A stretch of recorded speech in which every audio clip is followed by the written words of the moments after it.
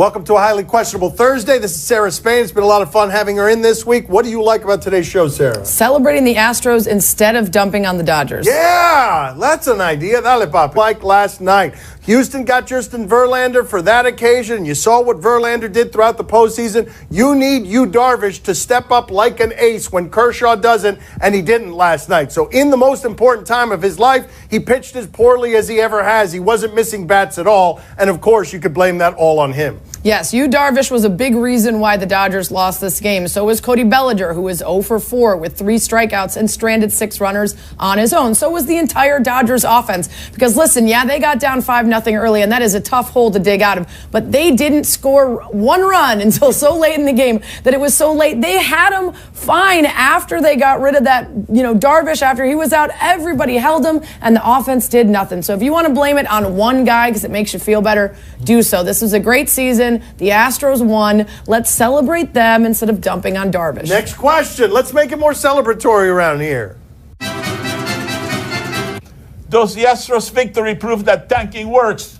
Yeah, kind of. It does prove that. A few seasons ago, they lost 111, 105, 106. And when you draft the way that they have drafted, when you get a lot of chances, you remove some of the margin for error because the Marlins have been losing for a long time without finding any Carlos Correas. But if you tank and then you have access to a shortstop who's an extraterrestrial, who you can only get because you've been bad and you draft high, then yes, that helps. The rules legislate that you will get better if you know how to draft. Now that Dan mentioned the Marlins, that allows me to mention my Cubs.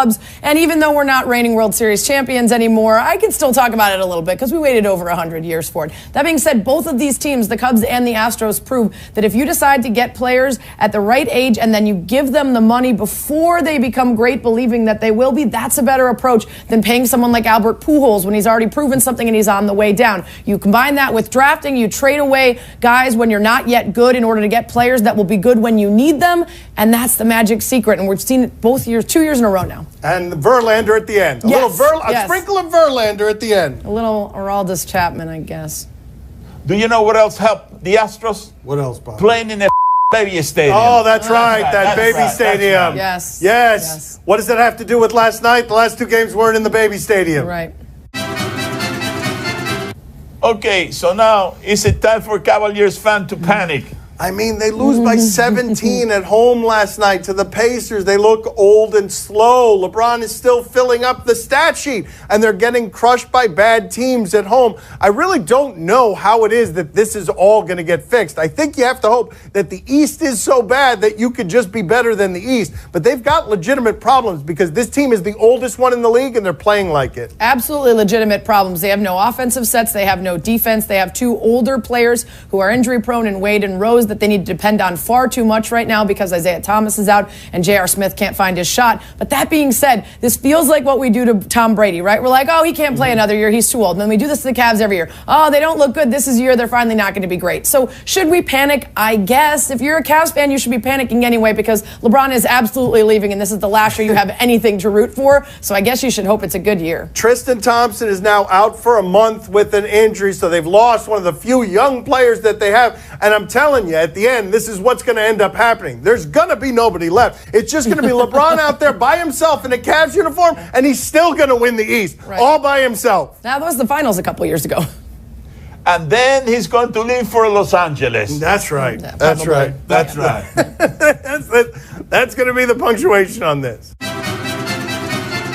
Should the 76ers appease Shaquille Okafor and buy him out of his contract? There is no case. Saw a game against Enes Kanter. Enes Kanter went like 11 for 12 in 4 minutes on him because he can't play any defense. You might as well appease him because he's not going to do anything for you. Yeah, is it the Sixers' fault that he hasn't been good? No. But at this point, what are you gaining from keeping him around? He's actually handled this incredibly professionally. He shows up at team events, he sits on the bench and gets his DNPs, and he takes it well. But at some point, it might be a problem within the locker room, on the court, in practice, if this guy gets even more disgruntled. So why not do the right thing for him and for your team and buy him out? You missed the opportunity to get a little something for him in return. It wasn't going to be a lot. But if you're not going to get anything and he's not getting anything out of the situation, say goodbye.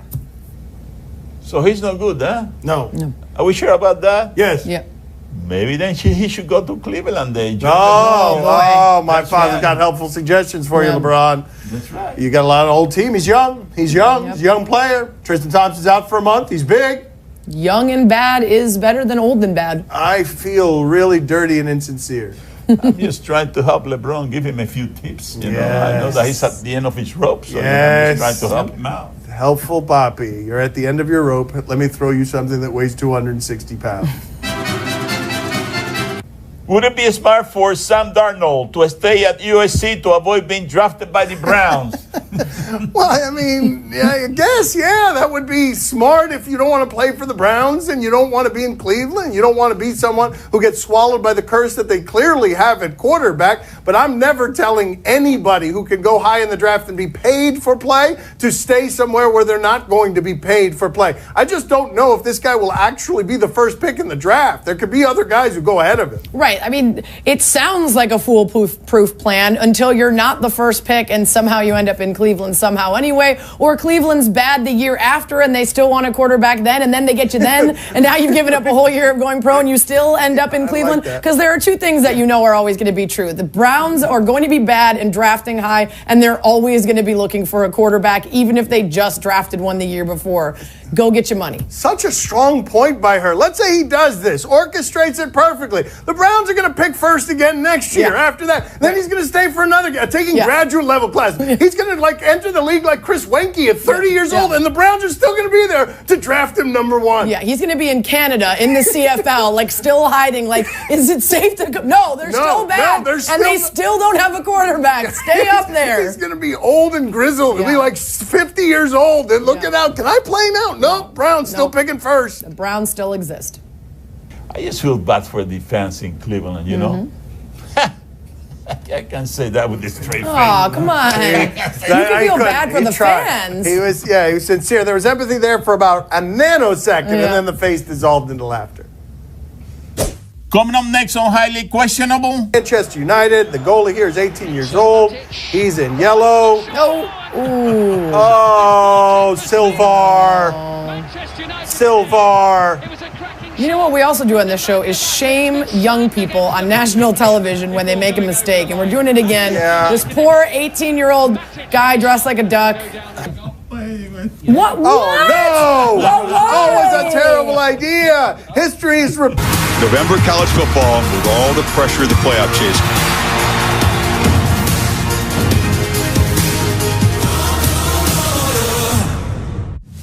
Time to play the game that is lethal with a katana. Do you question? You give us topics and events, and we question them.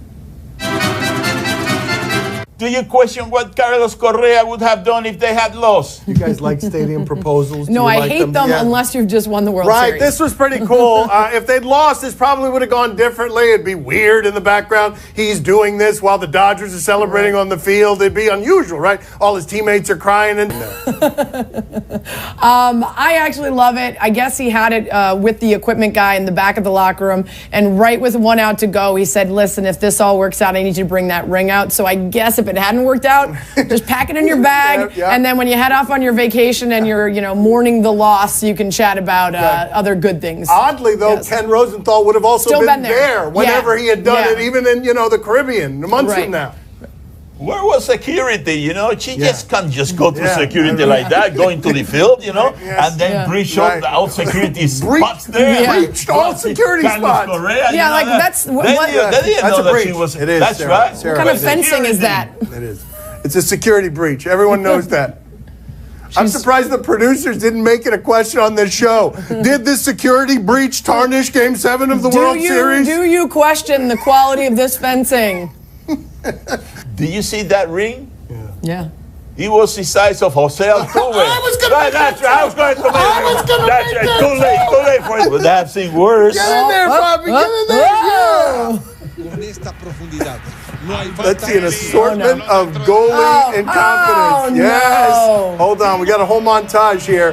And is this a whole montage? No, it's just one? Wait a minute. Off of his head. Wait a minute. Look, I love that the producers are trying to be unpredictable, but show the montage that ends with the kid getting hit in the face by the soccer ball, because that's usually what we do with the soccer montages. Yeah, you guys are just being lazy now. Yeah, don't just show me one clip. Show me the 5 I've memorized. Show those one after another, and it ends with the big one. Baby gets hit in the face with a ball. To winning the game themselves. Here it is. See, I knew they had it nearby. Yes. No. Yes. See, look at how much more this delights Sarah. Let's go to the whole montage. Kermit the Frog. Yeah, look at this guy throws it into his own goal. Yes, I know. I remember him fondly. Why? What is? Oh, don't. Yes. No! Yes, that one was scored by his butt. Yeah, number 22's butt scored idiot. that. Yeah. Here's this one, another sneaky Wait, one. no! Yes, this guy crawls for a while. Yeah, loses his dignity. Yeah. And here we go. My big finish. Bang! There it is. Big finish. Woo! Not only did he film it, but then afterwards he shared it with everybody. Yes. I'm going to delete this. This is terrible. No. Here, everyone, laugh at my child's misfortune. Do you question if his friends show appropriate concern? Oh, I'm troubled already. Well, if that didn't trouble you, the producers gave us no information on this except it involves a firecracker. Yeah, all right, so that's all we've got so far. It's going to Her involve a concern- crotch. I can tell already. And a firecracker and maybe a crotch. I don't know if it's a for crotch. sure. See, I mean, it was a crotch. She knew it was going to be a crotch and a firecracker. But why? What? Oh, no! But why? Oh, it was a terrible idea. History is replete with bottle rockets that get stuck there. No! Why? Everyone knows this is a terrible. I'm so sorry, mate. Here are some.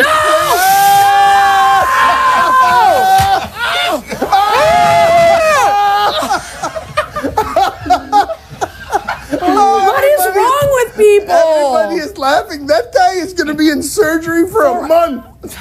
That was pretty bad, but No. it could be worse. No. I refuse. No. Oh, here it is. No. Yes.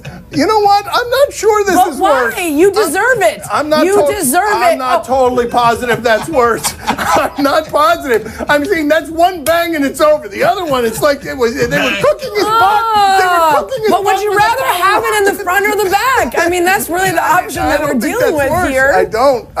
That other guy. Monday, 8:15 Eastern on ESPN.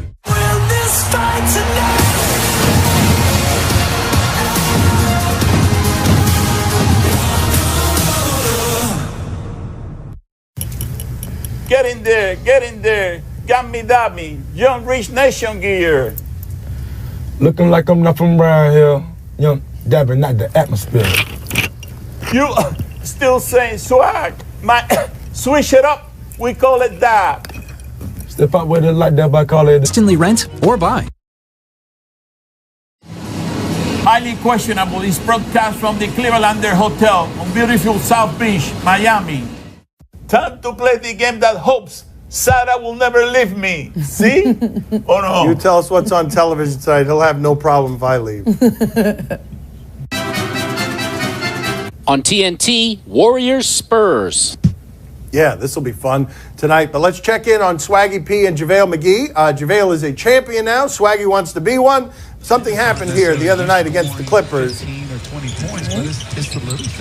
is this going to be good or bad? Well, Swaggy's doing it, so it's a toss-up. Oh, look at the score. That's why they're both Unnecessary. in the game at the same time. Yeah, of course. There it is.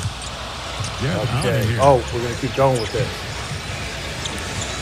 This is thrilling stuff. I'm glad we picked this clip. JaVale misses a long shot. They're going right back to him. Here, sir. You got to feed the monster. Right. So many moves. And then he's stripped, and then he gets it back, and then he maybe travels, and then he throws it into a guy. And then he gets blocked, and we're going to miss. Oh, we're missing this shot too, right? And we can't get the tip in. We do get the board. Wow. And, wow, that's basketball. I can see why this team is predicted to win championships for the remaining decade. Sarah, are you intrigued? By that, absolutely not. By tonight's game, sure. Poppy, are you intrigued? Oh, see, I'm very intrigued. I tell you one thing, that was a hell of a sequence. You know what I mean? I'm telling you, if you were looking for a way to run the clock out, that's the play you got to fool. Yes. That's a hell of a play. They did maintain possession. That's right. But I'm telling you, I was very impressed with that play. Took about, 5 minutes If or you so? need to take a minute off the clock, just swarm the other team with incompetence. Right. Confuse them with just waves and waves of incompetence. Right. On the NFL Network, Thursday Night Football, Bills and Jets. No, you lost me at Thursday Night Football, and then you throw that afterward, and you certainly lost me. Rashard Robinson was traded to the Jets from the 49ers. Can we get Todd Bowles' reaction here? Do we have the live reaction or the taped reaction? Yes. Excuse me? You guys just traded Rashard Robinson. Did we? My telephone told me that. Are you aware of that? I'm aware of that, but I'll go upstairs and check on it. Nothing right now. Jets football, baby. If anyone ever trades for me and then they go, did we? I'm going to be pretty bummed. Yeah. Not interested in the game. Am interested in Mina Kimes' profile of Bills quarterback Tyrod Taylor. Nice. It is. It's in ESPN the magazine now. Poppy, are you intrigued? Oh, see, I'm very intrigued, but I'm going to make a big prediction now. Rashard Robinson is going to spend a lot of time on that bench. Oh, yeah. I'm telling you one thing. You come in there late and, and nobody knows your name and, that's it. That's it. You're going to stay on that bench, I'm telling you something. It's going to be a long season for Rashard Robinson. Todd Bowles will not suffer this indignity quietly. That's right. That type of analysis, you don't hear it from any other show at ESPN. Just right here. Yep. What was the analysis? That he's going to sit on the bench, okay. and it's going to be a long season. They traded for him because he's going to play. We don't yet know that. Poppy is ahead of the game. Oh, okay. Is that what it is? Poppy has spoken. Oh, well, that concludes matters. Okay. Perfect. Good that it's official. On Fox Sports West, Maple Leafs and Kings. No, not interested in this. Are we going to show anything other than a fight here? Let's check in with a recent game involving one of these teams and a puck with 9/10 of a second left. Is this a goal or is this not a goal? Because it's got to go through the crease. 9/10 of a second left in overtime. Is that enough time, Sarah, to get that? Yeah.